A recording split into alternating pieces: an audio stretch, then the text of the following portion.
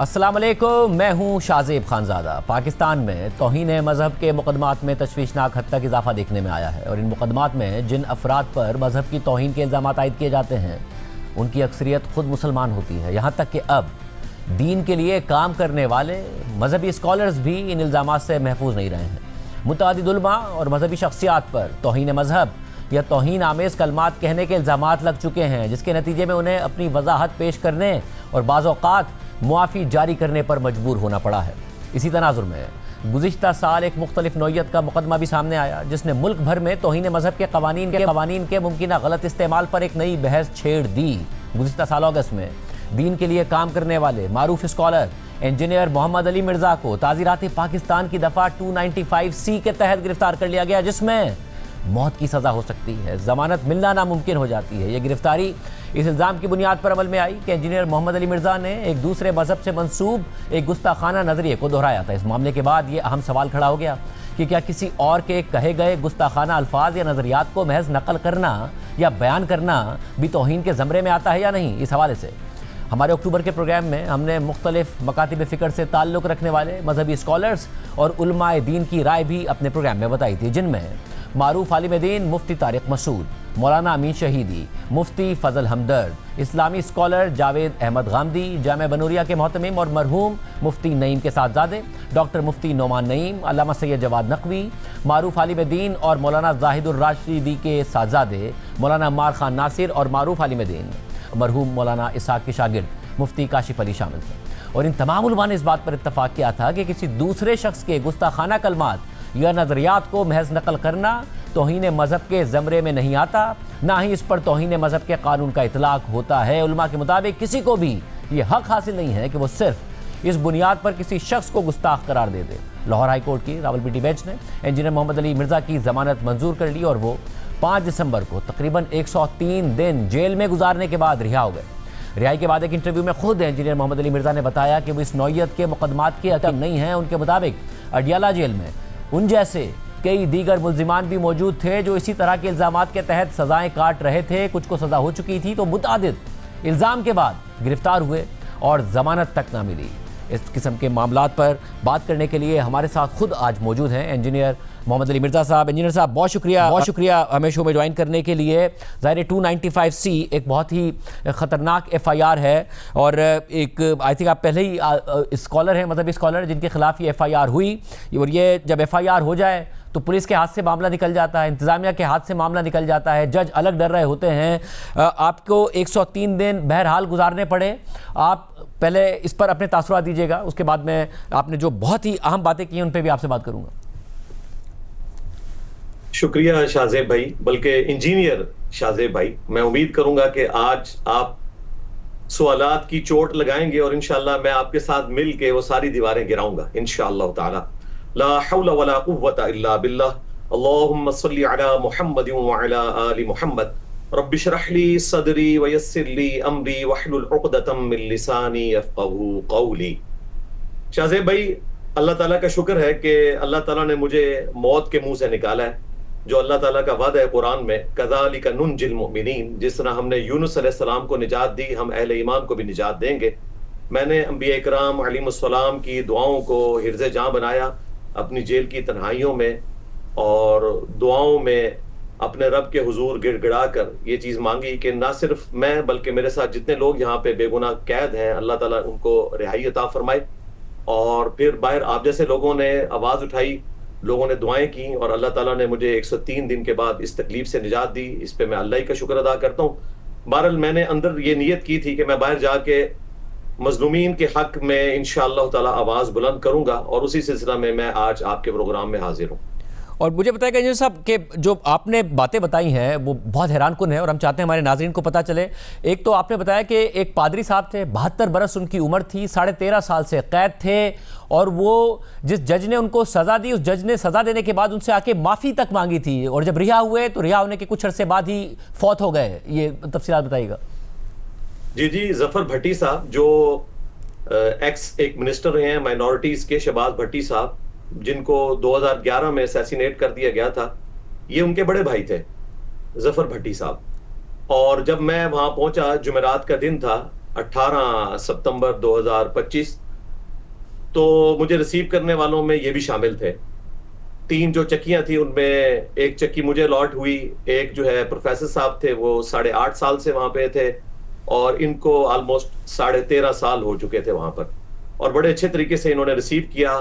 मेरा हुलिया देख के वो समझे ये शायद कोई स्टॉन्च किस्म का कोई मजहबी रहनुमा होगा। तो चूंकि वो 2012 में जुलाई में अंदर जा चुके थे, इसलिए सोशल मीडिया की फेम के पॉइंट ऑफ व्यू से वो नहीं जानते थे मुझे। थोड़ी देर बाद कुछ और बिशप उनको मिलने के लिए आए। जब उन्होंने मुझे देखा तो वो अपनी इस जगह से खड़े हो गए। उन्होंने कहा, सर आप तो हमारे हक के लिए आवाज बुलंद करते हैं। उन्होंने फिर भट्टी साहब को बताया कि ये कौन है, और उसके बाद फिर मेरे जो अखलाक थे उनसे वो मुतासिर हुए अल्हम्दुलिल्लाह। मैं ज्यादा वक्त उनकी चक्की में गुजारता था, उनके पास एलईडी भी लगी थी, आपका प्रोग्राम भी देखता था मैं रेगुलरली, और उनके साथ डिस्कशन शुरू की। थोड़ा कॉन्फिडेंस जब बहाल हुआ तो उन्होंने फिर मुझे बताया कि ये मेरा फैसला है। मैंने वो फैसला पढ़ा तो मैं दंग रह गया कि उस फैसले में तो कहीं पर भी ये चीज मौजूद नहीं थी कि कोई चीज इन पर साबित हुई हो, बल्कि इनकी कोई एक असिस्टेंट थी, उनका भी कोई टेक्स्ट था, वो भी टेलीग्राफ का टेक्स्ट, उसकी भी तस्वीर खींची हुई। उसकी बुनियाद के ऊपर इतना बड़ा हंगामा खड़ा किया गया। और उसके पीछे वजह यह थी कि जो इनके भाई छोटे असैसिनेट हुए थे, शहबाज भट्टी साहब, उन पे इल्जाम था कि वो तौहीन मजहब की दफा 295C को खत्म करना चाहते हैं। उसके बाद चूंकि ये उनकी लाश लेने के लिए अमेरिका से आए थे और फिर कुछ अरसे के लिए यहाँ पे थे, तो इनको भी इस तरीके से इसमें फंसाया गया, और अल्टीमेटली इनको 2017 में ऑलमोस्ट 5 साल ट्रायल चलने के बाद जो है वो 25 साल की सजा हुई। और जब इन्होंने अपील के लिए अपनी आवाज बुलंद की तो दोबारा से सेशन कोर्ट की तरफ मुकदमा आया। उन्होंने कहा, जी आपने इनको 25 साल क्यों दिए, इनको तो आप सजाए मौत दें, क्योंकि वफाकी शरई अदालत ने तो 295C की सजा के बारे में कहा सजाए मौत है। फिर ने सजाए मौत हुई, और अल्टीमेटली आप देखें 2017 की तरह और 2025 अक्टूबर में जाके इनकी अपील जो है मंजूर हुई और इनका इक्विटल हुआ। और उसमें वाज़े लिखा गया कि इनसे कोई चीज साबित नहीं हुई, लेकिन उस शख्स के 13.5 साल जिंदगी के इन्होंने छीन लिए, और ये लॉन्गेस्ट बंदा है जो तौहीन मजहब में पाकिस्तान में कैद हुआ है। और उन्होंने मुझे खुद बताया कि जज ने अपनी वाइफ के समेत आके उसी दिन मुझसे माफी मांगी थी कि मुझ पे पब्लिक प्रेशर था, इस वजह से मैंने जो है वो ये सजा दी। और वो कह रहे हैं मैंने उसको माफ भी कर दिया। मैंने कहा, जी आपका हौसला है, और मैं पूरी मुस्लिम कम्युनिटी की तरफ से हाथ जोड़ के आपसे माफी मांगता हूं कि ये हम मुसलमानों के मुल्क के अंदर आप जैसे लोगों के ऊपर इस तरह की तौहीन मजहब की FIR काटी गई और नाहक काटी गई। यकीन करें, मेरी उनसे जब डिस्कशन होती थी हमेशा नबी इस्लाम का नाम इतने वो रिस्पेक्ट से लेते थे, हुजूर पाक कह के वो बात करते थे। पंजाबी भी बोलते थे, उर्दू भी, चूंकि बेसिकली पंजाबी थे, तो बड़े अच्छे तरीके से डिस्कशन होती थी। कुरान पाक के हवाले से, इंजील के हवाले से हमारी लंबी डिस्कशन होती थी। मैं अपना वक्त ज्यादा कोशिश करता था उनके साथ गुजारूं। जब वहां पे सफाई का दौरा होता था बुध वाले दिन और जुमरात को सुप्रिटेंडेंट ने आना होता था, तो मैं उनके साथ मिलकर उनका सारा सामान चक्की से बाहर निकाल के तो बाहर ओपन एरिया में रखता था। ये वहां का SOP है। तो मैं बिल्कुल उनके खिदमत गुजार की हैसियत से उनके साथ था, क्योंकि मेरे वालिद की उम्र के थे ऑलमोस्ट। और उनका इक्विटल हुआ 5 अक्टूबर 2025 को, और 2 अक्टूबर 2025 को, और 5 अक्टूबर को उनकी डेथ हो गई। और मुझे बड़ा अफसोस हुआ। मैंने बाहर निकल के सबसे पहले जिन लोगों को फोन किया उनमें उनकी वाइफ भी थी, और मैंने उनसे ताजियत की है उनकी वाइफ से। और यकीन करें कि ये बात सुनाते हुए मैंने बड़ी मुश्किल से अपने जज्बात को काबू रखा है। मेरी आंखों में आंसू आ गए जब मैंने उनकी वाइफ के साथ बात की कि मुसलमानों के मुल्क के अंदर इस्लाम के नाम के ऊपर रसूलुल्लाह सल्लल्लाहु अलैहि वसल्लम जो रहमतुल लिल आलमीन है, उनके नाम के ऊपर एक क्रिश्चियन के साथ इस तरह का जुल्म किया गया। और साहब, और ज़ाहिर है बहुत ही अफसोसनाक कि इतना लंबा अर्सा वो जेल में रहा, उसके बाद जैसे ही उनको रिहाई मिली और 3 दिन बाद वो फौत हो गए। एक नाबीना शख्स, ऐसे लोग भी तौहीन के इल्ज़ाम में आपने गिरफ्तार देखे? जी जी, हमारे जेलम के बिल्कुल करीब सराय लमगीर है, दरियाई जेलम को क्रॉस करें, वहाँ की एक अमेरिकन सेटल्ड फैमिली है जो यहाँ पे भी रहते हैं।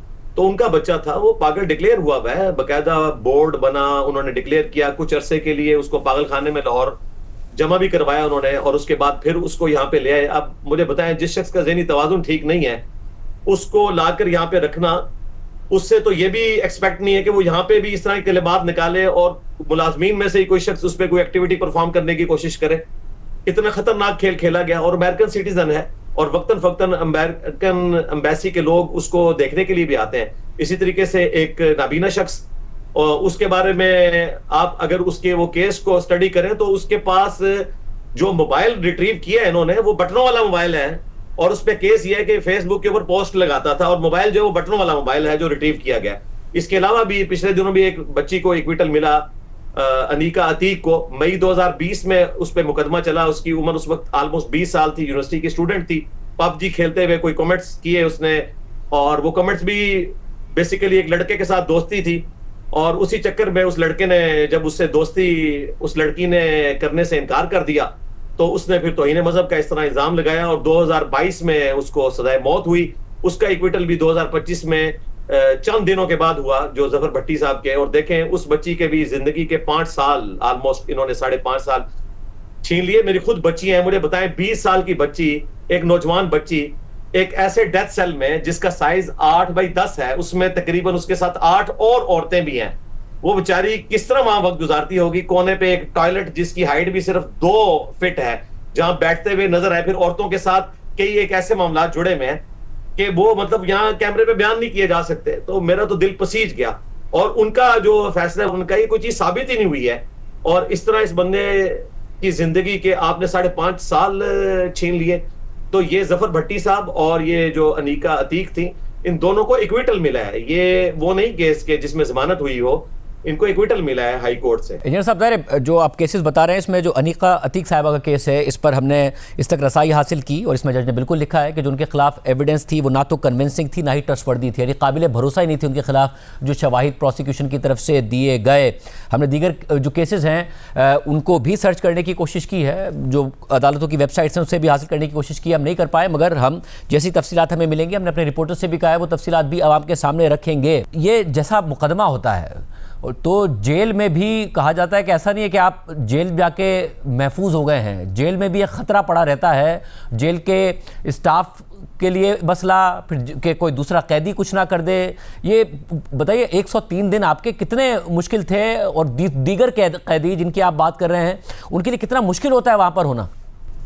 ज़ाहिर मुश्किल वक्त है, इसमें कोई शक नहीं है। मुझे तो चले एक प्रोटोकॉल मिल गया कि मैं 19 ग्रेड से रिटायर्ड ऑफिसर था, तो मुझे उन्होंने अलग चक्की में रखा, वरना ये ऑलमोस्ट 10/12 की जो मौत की चक्की होती है, इसके अंदर ऑलमोस्ट 8 से 9 लोग रखे जाते हैं। सिर्फ लेटने की जगह मिलती है, अंगड़ाई नहीं ले सकते, वो करवट नहीं बदल सकते, और रात को अगर टॉयलेट में जाना पड़े तो कितने लोगों को फलांग के आप जाएंगे, और बाज़ औक़ात पांव पड़ जाता है। इसके ऊपर लड़ाइयां होती हैं वहां पे। और फिर तौहीन मजहब का जो मामला है, इसमें तो मुझे जफर भट्टी साहब ने खुद बताया, वो उस वक्त कई लोगों के साथ चक्की में कैद थे, तो एक मुलाजिम ने बड़े होशियारी के साथ अंदर पिस्टल ले गया था, और उसने फायर किया। एक फॉरनर यहाँ पे कैद था तौहीन मजहब की FIR में, तो उसके शोल्डर पे गोली लगी, और उसके बाद उसके साथ तो एक नेकी होगी कि वो बच गया और उसकी बेल भी होगी, और फिर बाहर के मुल्क चला गया। लेकिन उसके बाद फिर SOP चेंज हुआ। अब तो बहुत वहां पे एक स्ट्रिक्ट कवानीन है। अडियाला के अंदर कोई बंदा अंदर एक छुरी भी नहीं लेके जा सकता। बड़े यानी एहतमाम के साथ तलाशी वाला मामला होता है, असला लेके जाना तो बड़ी दूर की बात है। रहा ये मामला कि एक दूसरे कैदी से खतरा, तो वो खतरा नहीं होता। उसकी वजह यह है कि तमाम कैदी तौहीन मजहब वाले एक जगह पे उन्होंने रखे हुए हैं। रहा बाहर का मामला, तो बाहर से कोई और बंदा नहीं आता, और वहां पे जो लोग ड्यूटी वाले हैं वो भी उन्होंने ऐसे बंदे रखे हुए हैं कि जिनके अंदर टॉलरेंस मौजूद है। और मैं आपको कैमरे की वसादत से बताऊं, मैं पूरा 1-2 घंटे का प्रोग्राम आपके साथ कर सकता हूं कि जेल की पुलिस बिल्कुल डिफरेंट होती है उस पुलिस से जिसको हम जानते हैं। वो जेल में जो कैदी हैं उनके गम में बराबर की शरीक होती है। उनको भी उतनी ही खुशी होती है इक्विटल के ऊपर जितने के कैदियों के घर वालों को होती है। वो एक खानदान का हिस्सा बन चुके होते हैं, और बड़ा पॉजिटिवली उनका किरदार होता है, क्योंकि ह्यूमन राइट्स वालों ने उनकी काफी तरबियत की है इस हवाले से। लिहाजा अब हालात काफी हद तक बेहतर है, अल्हम्दुलिल्लाह। वैसे मुझे ये बताएगा कि जो कुछ केसेस आपने बताया उसमें तो वाज़े तौर पर ये नज़र आ रहा है कि फंसाया गया लोगों को। अब पाकिस्तान में हालिया अरसे में बहुत ज़्यादा इजाफा हुआ है, और बहुत सारे ख़ानदान हैं जो ये कहते नज़र आते हैं कि ट्रैप किया गया, और वो ट्रैप में किया जाता है लोगों को किसी भी तरीके से, और फिर वो मुकदमे में वो गिरफ्तारी हो जाती है, और सैकड़ों अब ऐसे केसेस हैं। ये आपने विटनेस किया, आपके इल्म में आई ये बात वहाँ? जी बिल्कुल आई। हमें तो बहुत पहले से इन जो मुतासरीन की फैमिलीज है वो राब्ता कर रही थी, लेकिन मैंने कहा जब तक मैं तहकीक नहीं करूंगा उस वक्त तक इस पे बात नहीं करूंगा। आप यकीन माने, जब मैं पहले दिन वहां पहुंचा 18 सितंबर 2025 को, तो वहां जितने नौजवान कैद थे, ज़ाहिर मुझे जानते थे वो वीडियोस के पॉइंट ऑफ व्यू से, तो यकीन करें वो इतने खुश हुए। उन्होंने लेटर्स भिजवाए मुझे अंदर के, जी अल्लाह ताला ने आपको यहाँ इसलिए भेजा है कि आपके जरिए हमारा मुकदमा पूरी दुनिया तक पहुंचे, तो जब आप बाहर निकलेंगे तो आपने हम मिस्कीनों की आवाज भी पहुंचानी है। मैंने कहा मुझे तो अभी पता नहीं कि मैंने भी बाहर निकलना है कि नहीं। फिर उन्होंने मुझे बाकायदा फाइल्स भिजवाई कि हमारे केस को आप स्टडी करें, और उसमें जो सरकारी इदारा है national commission for human rights Pakistan का, बाकायदा उनकी रिपोर्ट है, स्पेशल ब्रांच की रिपोर्ट है कि हनी ट्रैप के जरिए इस तरीके से बच्चों को फंसाया गया, तौहीन उनसे करवाई गई। असल में मुजरिम वो लोग हैं जो ये तौहीन करवाते हैं, और ये एक पूरा गैंग है। मैं आपके इस चैनल की पॉलिसी की वजह से उन लोगों के नाम नहीं लूंगा, लेकिन वो सबको पता है। आपने भी कुछ चीजें हाईलाइट की थी अपने प्रोग्राम में। जिन लोगों को शौक है वो शाहजेब भाई का, बल्कि इंजीनियर शाहजेब भाई का, वो प्रोग्राम देख लें। ये इंजीनियर मैं इनको छेड़ने के लिए नहीं कह रहा, ये वाकई इंजीनियर है। अल्हम्दुलिल्लाह इंजीनियर जहां भी जाते हैं वो छा जाते हैं अल्लाह के फजल से। तो वो प्रोग्राम देखें, उसमें वो सारे लोग दिखाए हुए हैं कि कौन लोग इसमें इन्वॉल्व हैं। तो मैंने बाकायदा वो रिपोर्ट्स पढ़ी। फिर वक्तन फक्तन कुछ लोग दौरे से एक दिन पहले जो सफाई होती है, सफेदी के लिए लोग आते थे, बच्चे मुझसे मिलते थे, कोई खाना देने के लिए आता था, तो वो अपनी कोई दर्दनाक स्टोरी बता देता था। फिर मैं चीजों को स्टडी करता था, फिर बाहर निकल के भी मैंने कुछ चीजें देखी। तो मैं इसी रिजल्ट पे पहुंचा हूं कि ये मामलात हैं। असल गुस्ताख वो लोग हैं जिन्होंने इनको फंसाया इसमें। और जाहिर है कि एक टीनेजर बच्चा अगर गलती की वजह से किसी एक चीज में फंस गया, तो मंजरिया भी देखना चाहिए कि इंटेंशन उसकी गुस्ताखी की है थी या नहीं थी। और कई लोग ऐसे हैं जिनसे बाकायदा फिर हमारे इदारों के लोगों ने, जो आज सजा भुगत रहे हैं, एनसीसीआईए के कुछ ऑफिसर्स जो माजूल कर दिए गए, उन्होंने 50-50 लाख रिश्वत भी मांगी इस मामले में कि हम आपका केस फारिग करते हैं। और एक लाहौर हाई कोर्ट के रावलपिंडी बेंच के एक मशहूर जज जो थे, वो उनको जबरदस्ती फिर इस्तीफा लेके फारिग किया गया। लेकिन अफसोस है हुकूमत पे कि उन्होंने उनको फारिग तो कर दिया, उन्होंने जो 400 के करीब लोग, जिनमें से 200 अडियाला में थे और 200 ऑलमोस्ट कोट लखपत जेल के अंदर, वो जो मुतासरीन है उनका कौन पुरसाने हाल होगा। ये पिछले दिनों में मेरे जाने के बाद ऑलमोस्ट 47 बेल्स हुई हैं, इससे पहले एक बेल भी नहीं हुई। मेरे जाने की आप बरकत कह लें, इन्वर्टेड कामास में, हमारी दुआएं भी थी। और बाकी लोगों को अंदाजा हुआ कि जब इंजीनियर मोहम्मद अली मिर्जा के ऊपर, जो दुनिया में इस्लाम में के एतबार से सुने जाने वाला सबसे बड़ा प्लेटफॉर्म है, उसके साथ अगर ये मामला हो सकता है, जिसका नारा है कि मेरे नबी से है ही कोई नहीं, बार बार वो इस नारे को रिपीट करता है, उस पर ये इल्जाम लगाया जा सकता है, तो फिर तो किसी भी शख्स पे लग सकता है। तो आहिस्ता आहिस्ता जजों ने भी हिम्मत दिखाई, और उसमें मैं सलूट करूंगा सबसे पहले तो सरदार एजाज इसहाक साहब को, कि जिन्होंने सबसे पहले ये टक्कर लेके ऐसे लोगों से उसकी लाइव कवरेज करवाई। उसके बाद जहांगीरी साहब को सलूट है, उन्होंने बड़ी दलेरी दिखाई, मौसर अख्तर कियानी साहब को, और इस तरीके से सदाकत अली खान और वहीद खान साहब, ये वो जज हैं जिन्होंने जुर्रत दिखाई है अल्हम्दुलिल्लाह। और अल्लाह का शुक्र है कि अब ये बच्चे काफी सारे 47 के करीब बेल्स हो चुकी हैं। आपको अब लगता है कि रियासत की संजीदगी है, रियासत अंडर प्रेशर नहीं है जैसे कि माजी में हुआ करती थी, और कुछ कुछ जो भी हो रहा है वो फॉर गुड हो रहा है, कि जी इस मुल्क में जो इंटॉलरेंस है उससे जान छुड़ानी है, इस मुल्क में जत्थे जो हैं उनकी नहीं चलेगी, रियासत की रिट होगी? वो आपको नजर आ रहा है गिरफ्तारी से लेकर अपनी जमानत तक? जी, अब नजर आना शुरू है। और आपको मैं एक हैरानकुन बात बताऊं, यूट्यूब तो झूठ नहीं बोलती। मैं तो 2017 के खत्म नबूवत सल्लल्लाहु अलैहि वसल्लम के नाम के ऊपर जो धरने हुए, और उसमें नंगी गालियां स्टेज से निकाली गई और इस्लाम की बदनामी हुई, मैं तो उस वक्त से बोल रहा था कि तौहीन मजहब को बुनियाद बना के बाज़ औक़ात मुसलमानों के साथ भी इस किस्म की एक्टिविटीज परफॉर्म की जाती हैं। और अल्लाह का शुक्र है कि अब रियासत को ख्याल है, और वक्तन फक्तन मैं तो मुख्तलिफ औकात में इस चीज को हाईलाइट करता रहा कि वो लोग जिनको सुप्रीम कोर्ट ने कातिल डिक्लेयर किया, उनके मज़ारात बने हुए हैं, और उन मज़ारात से आमदन का जरिया बनाया गया, और उनको हीरो बना के पेश किया जा रहा है। तो रियासत को होश के नाखून लेने चाहिए। अल्लाह का शुक्र है कि अब रियासत को ख्याल है। और यकीनन मुझे अब नजर आ रहा है कि जो हमारे फील्ड मार्शल साहब ने कुछ अर्सा पहले तकरीर में कहा था कि अब ये हार्ड स्टेट बनेगी, इस एतबार से कि रिट ऑफ द गवर्नमेंट को चैलेंज करने वाले लोगों को आड़े हाथों लिया जाएगा, वो अल्हम्दुलिल्लाह एक सिलसिला शुरू हो गया। और ज़ाहिर है इसमें एक प्रेसिडेंट मेरे हवाले से भी सेट हुआ है, और ये एक बुनियाद बनी है। और मैं आपको बताऊं, जिन लोगों को ये बड़ी ख्वाहिश थी कि तौहीन मजहब की ये कवानीन जो है वो पाकिस्तान से खत्म ना हो, उनके लिए मैं कहूंगा कि ये लोग खुद कुछ हमलावर साबित हुए हैं तौहीन मजहब के कवानीन के एतबार से। हमारी तो उन कवानीन के ऊपर इस एतबार से रिजर्वेशन है कि उनमें तौबा की शिक शामिल होनी चाहिए, और बाकी चीजें भी हैं, वो आज टॉपिक नहीं है। मुझे सब, क्योंकि आप पहले भी, ऐसा नहीं है कि आप गिरफ्तारी के बाद ये बातें कर रहे हैं, आप गिरफ्तारी से पहले भी और अपने ऊपर मुकदमे से पहले भी आप काफ़ी चीज़ें कहते रहे कि भाई किसी का भी दिल चाहे, कोई कारोबारी डिस्प्यूट हो, कोई पर्सनल मसला हो, किसी को ब्लैकमेल करना हो, वो तौहीन के इल्ज़ाम को इस्तेमाल करते हैं। आप स्टेप वाइज काफ़ी चीज़ें रिकमेंड करते रहे। आप ज़रा अब नाज़रीन के सामने रखिएगा, जब आप कह ही रहे हैं कि रियासत संजीदा नजर आती है, तो क्या होना चाहिए? होना ये चाहिए कि मुस्तकबिल में, पहली तो बात है, जो मेरी पहली डिमांड ये है कि तमाम जो इस तरह की तौहीन मजहब की दफात है उनमें तौबा की शिक शामिल की जाए। देखें सूरतुल फुरकान की आयत नंबर 68 से 70 के दरमियान अल्लाह ताला ने प्लेनेट अर्थ के तीनों सबसे बड़े गुनाह गिनवाए हैं। नंबर 1, शिर्क, नंबर 2 कत्ल ना हक, और नंबर 3 बदकारी। और उसके बाद फरमाया कि अगर कोई इनसे भी तौबा कर ले तो हम उसके गुनाहों को भी नेकियों से बदल देंगे। तो शिर्क तो अल्लाह ताला की गुस्ताखी है, इससे बड़ी कोई गुस्ताखी हो नहीं सकती कि कोई शख्स शिर्क करे। अल्लाह ताला कह रहा है उससे भी कोई तौबा कर ले तो मुआफी है। तो अगर कोई तौहीन रिसालत कर लेता है अनजाने में, जानबूझ के तो कोई भी नहीं करेगा, तो तौबा की शिक पेश की जाए। और वैसे भी सुप्रीम कोर्ट के फैसले में मौजूद है, ये आईनी तरमीम के जरिए 295C दाखिल नहीं हुई है, बल्कि ये सिंपल मेजोरिटी के जरिए दाखिल हुई है। और इसमें सुप्रीम कोर्ट का फैसला मौजूद है कि 3 दिन का मौका दिया जाएगा उसे तौबा करने का। लेकिन यहाँ पे तो मौका नहीं दिया जाता है, FIR काट के उसको हमेशा के लिए अंदर दाखिल कर दिया जाता है। और फिर जो अवाम के जत्थे जो हैं वो चढ़ दौड़ते हैं ऐसे लोगों के ऊपर, उनकी फैमिलीज की लाइफ को वनरेबल कर देते हैं। तो इसमें मैंने एक तो ये है कि तौबा की शिक शामिल हो, उसके बाद इस किस्म का कोई केस रिपोर्ट होता है तो पुलिस का काम है कि वो पैनिक ना करे। सबसे पहले तो पूरी वीडियो डिमांड करे और देखे, उसका फोरेंसिक करवाए दूसरे नंबर के ऊपर कि वीडियो आउट ऑफ कॉन्टेक्स्ट तो नहीं है, ओरिजिनल है, ये AI की बनी हुई है।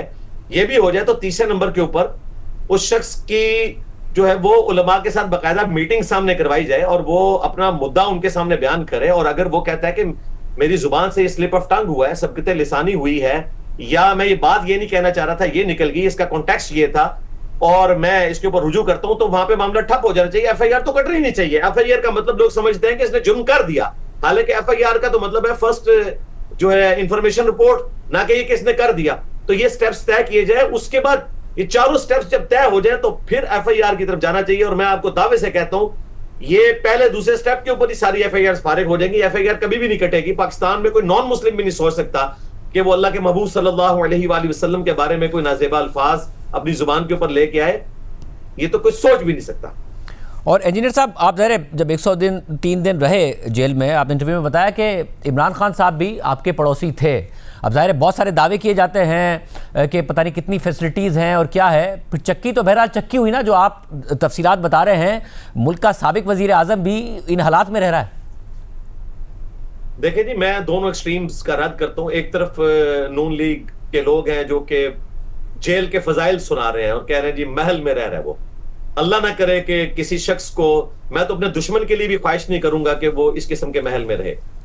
और दूसरी एक्सट्रीम पे हमारे PTI के लोग हैं जो यूट्यूबर्स के हाथों गुमराह होते हैं और झूठे इल्जामात लगाते हैं और कहते हैं कि जी उनको ऐसी जगह पे रखा है जहां पे सूरज की रोशनी भी नहीं आती। बिल्कुल झूठ बोल रहे हैं। और मुझे तो पता भी नहीं था कि मुझे ऐसी जगह पे रखा गया कि साथ खान साहब की चक्की है।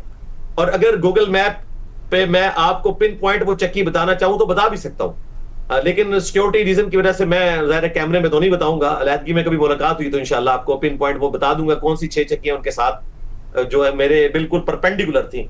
यानी ये मेरी 10 चक्कियां जो थी उनमें 3 चक्कियां हम कंसेक्टिव 3 चक्कियां इकट्ठी थी, जिनमें मेरी चक्की पहले नंबर पे, दूसरे नंबर पे प्रोफेसर साहब की, तीसरे नंबर पे बिशप साहब की। और बिशप साहब की चक्की जो है जहां खत्म होती थी उस दीवार से जो है वो परपेंडिकुलर 6 चक्कियां शुरू हो जाती। तो मुझे तो पता ही नहीं था। अचानक 9 बजे एक दिन जब मैं टहल रहा था तो मुझे खान साहब की आवाज आई। तो जो लोग मुझसे पहले वहां रह रहे थे, बिशप साहब और प्रोफेसर साहब, तो मैंने उनसे पूछा ये मुझे खान साहब की आवाज लग रही है। उनका हाँ जी खान साहब ही रहते हैं। तो बिशप साहब ने मुझे बताया कि मैं तो आपके आने से कुछ अर्सा पहले यहां से शिफ्ट कर दिया गया था, क्योंकि रात को मुझे खांसी आती थी। तो खान साहब ने शिकायत की कि मैं रात को सो नहीं पाता, तो मुझे इन्होंने कुछ अर्से के लिए शिफ्ट कर दिया था। और जब आप आए हैं तो ये चक्की खाली थी। इसमें चक्की में तकरीबन 8-9 लोग थे, तो इसको खाली किया आपकी वजह से, ताकि आपकी सिक्योरिटी को मेंटेन करने के लिए एक बंदा रखा जाए। तो वो एक मैं ही था, तो आप मुझे दोबारा यहाँ पे ले आए हैं। तो उन्होंने मुझे बताया कि खान साहब की चक्कियां साथ है। तो मैंने आवाज भी जब सुनी तो जाहिर उनकी बेस बुलंद थी, वो अपने मुशक्कती से गुफ्तगू करते थे। 2 वक्त वो आते थे, सुबह 9 बजे वो नाश्ता करने के लिए आते थे और मुशक्कती से गुफ्तगू करते थे। ज्यादातर क्रिकेट पे उनकी जो गुफ्तगू होती थी, और कुछ और बातें भी हैं, जाहिर मैं कैमरे में नहीं करूंगा, उसको लोग अपना अपना रंग देंगे। और बाज़ औक़ात जब वो गुस्से में होते थे तो उनकी बहुत ज्यादा ऊंची आवाज आती थी और मुसलसल वो बोलते थे। तो और मैं इसलिए बता रहा हूं गुस्से में होते थे क्योंकि अब बहुत ज्यादा उनकी अपनी पार्टी में डिस्प्यूट रहता है कि जो बात आती है बाहर, पता नहीं इमरान खान साहब की होती है नहीं होती, तो जो बात बाहर आके बताई जाती है उतना ही गुस्सा होता था। वो उन्हीं का बयान होता है जो फिर ट्विटर पे पोस्ट भी हो जाता है। ज़ाहिर जब उनकी मुलाकात होती है वो तो आप नहीं सुन पाते होंगे, वो तो प्राइवेट होती होगी, मगर जो गुफ्तगू आप बता रहे हो और गुस्सा आप बता रहे हैं। देखें जी, वो मैं अब गुफ्तगू कुछ तो मैंने भी सुनी है ना, मैंने भट्टी साहब को तो कान में बता दी हुई है, लेकिन मैंने कहा था मैं कैमरे में नहीं बताऊंगा। कैमरे में उतनी बात बताऊंगा जो कैमरा उसका बोझ उठा सके, क्योंकि लोग तो ये भी कह रहे हैं कि मुझे जानबूझ के 295C कटवाई और मुझे जानबूझ के वहां रखा गया। भाई मुझे किसी ने ब्रीफिंग नहीं दी, मुझे कोई बिग ब्रदर नहीं आके मिला। अल्लाह का शुक्र है उनको मेरे मिजाज का पता है कि हम किसी के लिए काम नहीं करते। असल में खुद ये लोग अपने अपने वक्त में काम करते रहे एस्टेब्लिशमेंट के लिए, तो ये समझते हैं कि ये भी यही कुछ होगा। ये कुछ होता तो भाई मेरे पे 295 सी ना कटती, मुझे किसी और जुर्म में डाला जाता। मुझे तो सर में गोली मारी गई है, तो अल्लाह का फजल हुआ है कि इतनी आवाजें बुलंद हुई, लोगों ने दुआएं की, और मेरा कद काट इस एतबार से, दावत के एतबार से था कि इंटरनेशनली आवाज उठाई गई, और मैं जो है वो पहला बंदा हूं पाकिस्तान की हिस्ट्री में जो ट्रायल से पहले ही 103 दिन में बाहर आ गया। तो मुझे तो पता भी नहीं था। मैंने जब आवाज उनकी सुनी तो मुझे अंदाजा हुआ। फिर वो 3 बजे दोपहर के खाने के लिए आते थे, उससे पहले ही उनका मुशक्कती जो है वो देसी घी के तड़के लगाना शुरू कर देता था। हमें वाज़े खुशबू आती थी, और देसी घी की पहचान इसलिए कि मैं भी देसी घी का पराठा खाता हूं, इसलिए मुझे देसी घी की पहचान है। और ये जिन दिनों बाहर एक इतने मामला चल रहे थे ना, जिसमें ये ट्वीट्स का मामला था, चूंकि मैं टेलीविजन भी अंदर देखता था, अखबार भी आती थी, तो वो उन दिनों वाकई खान साहब बहुत ज्यादा गुस्से में थे, और इतनी बुलंद आवाज में वो गुफ्तगू करते थे कि उनकी आवाज इस तरफ आती थी। वैसे तो बीच में एक दीवार थी, ओपन एरिया था हमारा भी, ऊपर से सिर्फ सलाखें थी, उनके भी। तो मैंने क्रिकेट वाली बात तो सुनी, इसके अलावा बहुत कुछ सुना, लेकिन मैं वो बयान नहीं करना चाहता, क्योंकि अगर मैं वो बयान करूंगा तो शायद खान साहब के लिए मुश्किलात खड़ी हो जाए, और खान साहब के चाहने वाले कहेंगे कि इंजीनियर साहब जो है ना वो वही वाले बयान कर रहे हैं जो दूसरे कह रहे हैं। बहरहाल मैं एक जुमले में कवर करूंगा कि खान साहब इंतहाई फ्रस्ट्रेटेड हैं अंदर, और ये जेन्युइन है। मैं भी उनकी जगह 2 साल अंदर रहता, शायद 2 साल से पहले मैं भी फ्रस्ट्रेट हो जाता। वो एक समझ लें कि उनकी इस्तकामत है कि उन्होंने एक मुश्किल वक्त एक एक्सट्रोवर्ट बंदे ने वहां पे गुजारा है, और उनके लिए बहुत मुश्किल वक्त है। और मैं तो यही रिक्वेस्ट करूंगा कि उनके लिए दुआ करें कि अल्लाह ताला जो उनके लिए साबित करे। एक हो या 6 चकिया हो, जेल बहरहाल जेल होती है, जेल की सख्ती बहरहाल जेल की सख्ती होती है। बिल्कुल ऐसा ही है। मैंने यकीन करें कि मैंने जेल की चक्की में उनके लिए दुआ की है, यानी मैं अंदर जाके ज्यादा दुखी हुआ कि एक एक्स प्राइम मिनिस्टर है और इस तकलीफ से वो गुजर रहा है। बाकी उनके जो कोर्ट्स में केस का मामला है वो तो कोर्ट्स ने डिसाइड करना है, लेकिन एक बंदे को दुख होता है ना कि मतलब एक तकलीफ से एक बंदा गुजर रहा है, और उसकी तकलीफ फिर वो ऊंची आवाज में गुफ्तगू करता है, फ्रस्ट्रेट होता है, और उसकी गुफ्तगू सुनाई देती है ऊंची आवाज में, बहुत ऊंची आवाज में। और मुशक्कती तो बेचारा आगे से कुछ बोलता ही नहीं था। और बाकी मुझे यानी वक्तन फक्तन और चीजें भी पता चलती थी, जो चीजें मैंने खुद सुनी हुई है उसका तो मैं डिनाइल कर ही नहीं ना सकता। और जो ड्यूटीज चेंज होती थी, मेरे पास लोग आते थे और मुझे बताते थे, और उसमें कुछ लोग ज्यादातर तो मेरे स्टूडेंट्स थे, मुझे बता देते थे कि जी ये बात हुई, क्योंकि वहां पे ड्यूटीज चेंज होती रहती है, 1 महीने के अंदर ड्यूटी चेंज हो जाती है, जो उधर वाली ड्यूटी अलग। दरमियान में ये हुआ कि उनकी फैमिली से मुलाकात नहीं हो रही थी, और ये बात कही जा रही थी कि उन्हें बिल्कुल सॉलिटरी में रख दिया गया है, किसी से मिलने नहीं दिया जा रहा है, धूप तक रसाई नहीं है, और बहुत बुरी कंडीशंस में रखा हुआ है। वो क्या पीरियड था, क्योंकि आपने इंटरव्यू में कहा कि आपने नहीं सुनी उनकी कुछ अरसे के लिए आवाजें?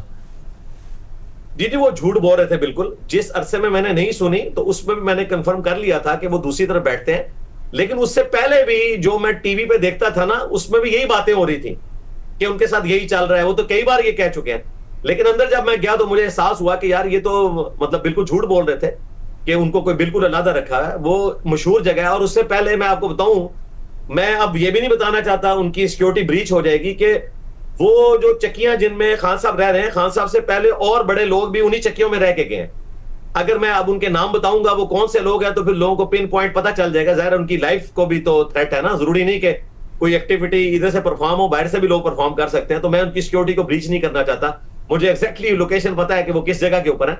तो बहरहाल मैं आपको बताऊं, उनको अल्हम्दुलिल्लाह वहां पे फैसिलिटीज भी मिली हुई हैं, उनको नट्स भी मिलते हैं, जूसेस भी मिलते हैं, सब कुछ है। और ये कोई ऐसी बात नहीं है। और खान साहब ने कभी खुद इस तरह की स्टेटमेंट नहीं दी है कि मुझे खाने में कुछ नहीं दिया जाता या मुझे भूखा रखा जाता है, कभी उन्होंने ऐसी बात नहीं की। मैं नहीं समझ ये बात आपने दुरुस्त कही, क्योंकि जो कोर्ट रिपोर्टर्स हैं, जब भी उनकी हेयरिंग हुई है तो वो ये बताते हैं कि इमरान खान साहब ने कभी ऐसी कोई शिकायत नहीं की है। ये शिकायत दीगर लोगों की तरफ से कर दी जाती है। खाने वाने के हवाले से उन्होंने बताया कि अक्सर तो इमरान खान साहब ने सामने ही खाना खाया जब वो हेयरिंग के लिए आए, तो ये वाली शिकायत इमरान खान साहब की तरफ से नहीं की गई है। बट मुझे ये बताइएगा कि खबरों तक रसाई है उनकी या नहीं है, कि बाहर क्या हो रहा है उस तक रसाई है उनकी? ये बिल्कुल रसाई है। उनके कमरे में एलईडी लगी हुई है, और ये उनको सिर्फ फैसिलिटी नहीं मिली हुई है, पूरे अडियाला में फैसिलिटी मौजूद है। टेलीफोन की फैसिलिटी भी मौजूद है, और एलईडी वाली भी। और एलईडी वाला मुझे इसलिए कंफर्म है कि वहां पे जिस बंदे की ड्यूटी थी कुछ अरसा, वो मेरा स्टूडेंट था। फिर जब मेरी तरफ लगी तो मैंने बाई चांस एक दिन उससे डिस्कस किया, तो उसने कहा मेरी ड्यूटी रही है। फिर उसने मुझे ये भी बताया कि 2 अखबार भी आते हैं, और फिर उसने मुझे एलईडी का भी बताया और बाकी सारी चीजें। मैंने कहा यार ये जो बातें हम सुनते हैं खाने के पॉइंट ऑफ व्यू से, उनका हाँ ये आती है। और डॉक्टर वाली बात भी दुरुस्त थी, क्योंकि जो हाई प्रोफाइल केसेस होते हैं ना, तो उनका रोजाना एक दफा मेडिकल चेकअप होता है, और मेरी भी बकायदा एक शीट बनी हुई थी, मेरा भी रोजाना ब्लड प्रेशर चेक किया जाता था। हालांकि मैंने उन्हें रिक्वेस्ट की थी कि मुझे कोई क्रोनिक मसला नहीं, अल्हम्दुलिल्लाह 48 इयर्स की एज में भी अल्लाह का शुक्र है मेरे साथ कोई ऐसा मसला नहीं। अल्लाह ने फजल किया, 103 दिन में मैं एक दफा भी बीमार भी नहीं हुआ। और मैंने डाइटिंग की और मैंने 88 किलो से अपना वजन 68 किलो कर लिया, मौके को गनीमत जानते हुए। लेकिन ये एक महीने में दोबारा से मैं 72-3 पे पहुंच गया हूं। तो अल्हम्दुलिल्लाह उनको सारी चीजें वहां पे अवेलेबल हैं। लेकिन जाहिर है जेल तो फिर जेल है। ये फजाइल जो सुनाते हैं ना, मुझे बड़ा दुख है कि जेल के जो फजाइल सुना रहे होते हैं, भाई जेल एक एक्सट्रोवर्ट बंदे के लिए मौत है। मैं आपको बताऊं, मैं 9 बजे टाइम देखता था ना घड़ी में सुबह का, 2 घंटे बाद टाइम देखता था 9:15 हुए होते थे। मैं समझता था 11 हो गया, लेकिन वो सिर्फ 15 मिनट गुजरते थे। इतनी मुश्किल से वक्त गुजरता है जेल के अंदर। सबसे बड़ी तकलीफ है ये, मैंने 103 दिन नहीं काटे, ये आप समझे मैंने 100 साल काटे हैं एक एक्सट्रोवर्ट बंदे के लिए। और खान साहब भी एक एक्सट्रोवर्ट बंदे हैं। फैज अहमद फैज तो वक्त गुजार सकता है वहां पे, लेकिन खान साहब के लिए और मेरे लिए गुजारना बड़ा मुश्किल है। बहुत शुक्रिया इंजीनियर मोहम्मद अली मिर्जा साहब, आपने सुनी। प्रोग्राम में ब्रेक शामिल करते हैं, आम खबर है उसकी तफसीलात आपको शामिल रखेंगे ब्रेक के बाद। इस माली साल की पहली सहमाई में 3.71% की तरक्की के बाद हुकूमत दावा कर रही है कि मुआशी इस्तेहकाम से पायदार मुआशी तरक्की का सफर शुरू होगा। पहली सहमाई में इंडस्ट्रियल सेक्टर में 9.4%, कंस्ट्रक्शन में 21% की तरक्की के बाद हुकूमत यह भी दावा कर रही है कि इंडस्ट्री का पहिया तेज़ी से चलना शुरू हो गया है और आगे और भी तेज़ी से चलेगा। मगर हुकूमती दावों पर सवालात भी उठ रहे हैं। इसके साथ साथ इस माली साल के इब्तिदाई 6 माह में FBR को 330 अरब रुपए के शॉर्टफॉल का सामना है, जबकि कैलेंडर ईयर 2025 में महंगाई की शरह 3.5% रही, जो कि 11 साल की कम तरीन सतह है। और महंगाई की शरह में कमी की वजह हाई बेस इफेक्ट भी है और खाने पीने की अशिया और पेट्रोलियम प्रोडक्ट्स की कीमतें कंट्रोल होना भी है। जबकि दिसंबर में बरामदात महज 2.3 अरब डॉलर्स, जबकि दरामदात 6 अरब डॉलर्स पर पहुंच गई और तिजारती खसारा 3.7 अरब डॉलर्स की बुलंद सतह पर पहुंच गया, PBS के आदादोशुमार के मुताबिक। आगे तरीके से चलेंगे माहिर मईशत और साबिक वजीर खजाना डॉक्टर हफीज पाशा साहब हमारे साथ मौजूद। पाशा साहब बहुत शुक्रिया मुझे ज्वाइन करने के लिए। डॉक्टर साहब सबसे पहले जो नंबर आया है 3.71% का, जिसमें इंडस्ट्री 9.4%, कंस्ट्रक्शन 21% से ग्रो कर रही है और अब हुकूमत कह रही है कि अब इस्तेहकाम से तरक्की की तरफ हम जा रहे हैं। आप किस तरह इवेलुएट कर रहे हैं इन नंबर्स को? बिस्मिल्लाहिर्रहमानिर्रहीम। देखिए, हुकूमत ने साल के आगाज में जो एनुअल प्लान हर साल तैयार होता है, उसमें माशाअल्लाह टारगेट जो रखा था शरह नमू का वो 4.2% था। और अब वो खुद उन्होंने बाद में कहा कि सैलाब की वजह से ये 3.3 से 3.7% तक गिर सकता है। अभी तक जो पूरे असरात हैं सैलाब के, वो दूसरे क्वार्टर में ज़्यादा नज़र आते हैं, पहले क्वार्टर में नज़र नहीं आते। इसलिए आपने ज़री शोबे के शरह नमू में कोई ख़ास कमी नहीं, इन पर थोड़े से इजाफा देखा है। दूसरी तरफ जो माशाल्लाह हमारा सनती शोबा जो बहुत अरसे से बिल्कुल फंसा पड़ा था, उसमें नुमाया तौर पर इजाफा आया है, मगर उसमें भी एक स्पेशल फैक्टर है और वो ये है कि गाड़ियों की जो फैक्ट्रियां हैं असेंबल करने के लिए वगैरह, ऑटोमोटिव सेक्टर जिसे हम कहते हैं, उसमें शरह नमू हैरत अंगेज 80%। ये तकरीबन आधा जो ग्रोथ है आपके सनती शोबे में एक ही इंडस्ट्री में आया है। और उसकी वजह यह है कि आपने जो इंपोर्ट रिस्ट्रिक्शंस लगाए हुए थे वो आपने छोड़े हैं, तो कुछ सांस लिया है। और 80% तो खैर सस्टेनेबल नहीं होगा, तो इसलिए ये शरह नमू जो 3.7 है, सेकंड क्वार्टर में सैलाब के असरात और आपका ऑटोमोटिव सेक्टर थोड़ा सा सेटल डाउन, और फिर सीमेंट की सेल्स में कुछ अल्लाह के फजल से अभी तक तो अच्छा इजाफा है, मगर अगर कुछ कम हुआ, मेरा अपना अंदाज़ा ये है कि अगर साल भर में सैलाब के बाद 3% शरह नमू रहा तो ये मुनासिब रहेगा। डॉक्टर साहब, यानी कि क्योंकि जो पिछले माली साल का लास्ट क्वार्टर है उसमें 6% से ज़्यादा की तरक्की थी और हुकूमत ये टारगेट कर रही है कि स्टार्ट ही 3.7% से लिया तो आगे और बेहतर हो। बट आप ये कह रहे हैं कि ये जो बात हो रही थी कि जी सैलाबों का असर आएगा, वो अभी आना है, ऐसा नहीं है कि सैलाबों का असर नहीं आना। जो सवाल उठाया जा रहा था कि 3.71% कैसे हो गई सैलाबों के बावजूद, तो आप कह रहे हैं ये 3.71% इसलिए है क्योंकि पहले सेमाई में नहीं आया और सेकेंड सेमाई में आपके बहुत ज़्यादा बड़ा इम्पैक्ट देख रहे हैं कि आगे जाके जो अपना स्टेट बैंक का टारगेट है 3.25 से 4.25% और वो कहते हैं कि अपर हाफ में रहेगा, वो नहीं अचीव हो पाएगा। देखिए, बात यह है कि आप इस तरह भी देखिए कि हमारे जो एक्सपोर्ट्स हैं उनमें वाज़े तौर पर कमी आना शुरू हो गई है। और हैरत अंगेज जो बात इसमें भी एक है कि चावल के एक्सपोर्ट में 40% क्वांटिटी में कमी और 9% कीमत में कमी। 40% कमी क्वांटिटी में कैसे आ गई? ये क्या इसमें ऑलरेडी कुछ असर नजर आ रहा है सैलाब का, या क्या? What is the factor which has led to 40% decline in volume of exports? और ये सबसे बड़ा फैक्टर है जिसकी वजह से ओवरऑल एक्सपोर्ट्स गिरना शुरू हो चुके हैं। और साहब, और फिर मुझे ये भी बताइएगा कि ज़ाहिर है जब बात होती है कि इस दफ़ा हुकूमत बड़ी कॉशियस है, स्टेट बैंक भी बड़ा कॉशियस है और उसको कॉशियस ही रहना चाहिए, और इस पर ज़ाहिर मिक्स्ड ओपिनियन आता है। इंडस्ट्री चाहती है कि ज़रा एक्सपेंशनरी पॉलिसी हो, मॉनेटरी पॉलिसी की टाइटनिंग ख़त्म हो, इन्फ्लेशन क्योंकि कर्टेल्ड है। आप कैसे देख रहे हैं? आपके ख्याल में कॉशियस ही रहना चाहिए, बूम बस्ट साइकिल को देखते हुए जिस तरह चल रहे हैं उसी तरीके से चले, या कुछ बदलने की ज़रूरत है हुकूमत को?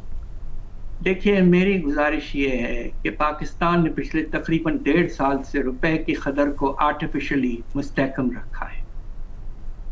और IMF ने खुद कहा है अपने प्रोग्राम में, जो प्रोजेक्शन किया है, कि तकरीबन 300 रुपए तक इस साल जून तक हो जाना चाहिए, मगर उसमें कोई तब्दीली नहीं आ रही है। या आर्टिफिशियली आपने कंट्रोल किया हुआ है, और कुछ तो आपने लार्ज स्केल हुंडी ट्रांजैक्शंस को डाइवर्ट किया है, और इसके नतीजे में एक्सपोर्ट्स की प्रॉफिटेबिलिटी मुतासिर हो रही है और imports have become cheaper. Because इस वक्त खुद आपका state bank of Pakistan real effective exchange rate index calculate करके बता रहा है कि रुपया 5% कम से कम ओवर वैल्यूड है। तो मेरा अपना ख्याल ये है कि मुनासिब पॉलिसी ये होगी कि आप रुपए की कदर को थोड़ा मार्केट बेस्ड ज़्यादा करें, और दूसरी तरफ जो शर नमू है जो इस वक्त 10.5% की रेंज में है, उसको आहिस्ता आहिस्ता सिंगल डिजिट में ले आएं। ये एक मुनासिब कॉम्बिनेशन ऑफ पॉलिसीज़ होगा। इससे इन्वेस्टमेंट में इजाफा, एक्सपोर्ट्स में इजाफा, इंपोर्ट्स में कुछ कमी आ सकती है, तो स्टेबलाइजेशन विथ ग्रोथ हो सकता है। और बस मुझे ये भी बताएगा कि आमतौर पर हमें नज़र आ रहा है कि लिक्विडिटी मार्केट में है, और वो लिक्विडिटी जो हिस्टोरिकली होता था कि दीगर एरियाज़ में जाती भी नज़र आती थी। स्टॉक मार्केट मुसलसल बढ़ी, हालांकि कुछ फॉरेन सेलिंग भी थी, फिर कुछ डोमेस्टिक फंड्स ने भी बेचा, मगर इतनी लिक्विडिटी है कि मार्केट बढ़ती चली गई। मगर जो दूसरी एसेट क्लासेज है, एक तो वहाँ पर हमें नहीं नज़र आया कि पैसा ट्रांसफ़र हुआ हो। इसके अलावा जो PIA की प्राइवेटाइजेशन होती है, 2 ग्रुप पार्टिसिपेट करते हैं, उन दोनों की कंबाइंड बिड अगर तीनों की कंबाइन करें तो तकरीबन $1 बिलियन है। मगर साथ ही इंडस्ट्री ये भी कहती नजर आती है कि जी हम ऑपरेट करना बड़ा मुश्किल है पाकिस्तान में, एक्सपोर्ट बढ़ाना बड़ा मुश्किल है पाकिस्तान में। इस वक्त हो क्या रहा है कि अगर इन्फ्लेशन थोड़ी कर्टेल हुई है, इंटरेस्ट रेट्स नीचे आए हैं, लिक्विडिटी भी मौजूद है, तो आपको वो रिफ्लेक्ट होती नजर आएगी? आपको लग रहा है कि आगे जाके ये रिफ्लेक्ट होगी, क्योंकि स्टॉक मार्केट से निकलता माजी की तरह पैसा नहीं नजर आ रहा दूसरे एरियाज में? दरअसल हमारा स्टॉक मार्केट, मुझे अफसोस से कहना पड़ता है, बहुत ही एक थिन मार्केट है। दूसरी तरफ आप ये देखिए कि पाकिस्तान में पिछले कुछ सालों से सरमायाकारी बहुत बुरी तरह से मुतासिर हुई है, और मुझे ये कहते हुए बहुत अफसोस होता है कि हमारा सनती शोबा जो हमारे शर-ए-नमू को बढ़ाने में सबसे ज़्यादा रोल प्ले करता रहा है हिस्टोरिकली, उसमें ना होने के बराबर ग्रोथ है। और आप ये देखिए कि इन्वेस्टमेंट जो है, जो आपके इस शोबे में, सनती शोबे में, पिछले साल और उससे पिछले साल 25 साल पहले से इन्वेस्टमेंट का लेवल कम है। इस हद तक इन्वेस्टमेंट गिरा है। अब इन्वेस्टमेंट को आगे बढ़ना है, इसलिए भी मैं कह रहा था कि इंटरेस्ट रेट को कम करें और एक्सचेंज रेट को इंसेंटिवाइज करें, ताकि एक्सपोर्टर्स कुछ एक्सपोर्ट कर सकें और इन्वेस्टमेंट भी करें। तो बात दरअसल ये है कि पाकिस्तान में अभी भी मसाइल मौजूद हैं। अब आप ये देखिए कि वर्ल्ड बैंक कह रहा है कि पाकिस्तान में गुर्बत का पैमाना 45% हो चुका है। हमारा पॉपुलेशन एंड हाउसिंग सेंसस कह रहा है कि बेरोजगारी का पैमाना 22% हो चुका है। ये फिगर्स ऐसे हैं जो मैंने पिछले 30-35 साल से रिसर्च कर रहा हूँ पाकिस्तान पर, कभी नहीं देखा, अफसोस। और सब और जाहिर है जितनी महंगाई लोगों ने देखी, टैक्सेशन में इजाफा हुआ, मईशत परफॉर्म कर नहीं रही थी, तो बेरोज़गारी आना, गुर्बत आना और ये अदाद शुमार आना, ये जाहिर है कि आए हैं। और हिस्टोरिक हमने देखा है कि पाकिस्तान में बेरोज़गारी और गुर्बत नज़र आई। नाउ हुकूमत ये दावा कर रही है कि PIA की प्राइवेटाइजेशन से 19 साल बाद एक मेजर प्राइवेटाइजेशन हुई है, कॉन्फिडेंस बिल्डिंग होगी और इन्वेस्टर भी आएगा, डोमेस्टिक इन्वेस्टर का भी और फॉरेन इन्वेस्टर का भी कॉन्फिडेंस बहाल होगा। आप PIA के प्राइवेटाइजेशन को एक वन ऑफ इवेंट देख रहे हैं या एक बहुत बड़े इवेंट के तौर पर देख रहे हैं जो वाकई मईशत में एक्टिविटी क्रिएट कर सकता है और इन्वेस्टमेंट? मुनासिब है। हमें तो अफसोस इस बात का ये है कि जब हम स्टूडेंट थे तो उस ज़माने में PIA was great people to fly with, हमें बहुत पसंद था PIA। हमें इस बात का अफसोस है कि पिछले इतने सालों से उसमें इतनी खराबी आई कि हमें बेचना पड़ा, मगर ये कामयाब एफर्ट था प्राइवेटाइजेशन का और हुकूमत ने इसको मुनासिब तरीके से आगे बढ़ाया है। अब हमें इससे भी ज़्यादा अहम प्राइवेटाइजेशंस करने हैं। अब आप सबसे अहम जो प्राइवेटाइजेशन जिसमें लॉसेस PIA के तो पिछले साल 70 अरब के करीब थे। आप ये देखिए कि आपके जो डिस्कोज हैं हमारे पावर सेक्टर में, उनकी कंबाइंड लॉस जो है वो 500-600 अरब है और अभी तक हमने आगाज़ नहीं किया है प्राइवेटाइजेशन का, जबकि कराची को इलेक्ट्रिक को किया बहुत साल पहले और वो भी एक कामयाब एक्सपेरिमेंट रहा है। अब सवाल ये पैदा होता है कि can we not bring the private sector to improve efficiency of the private sectors distribution.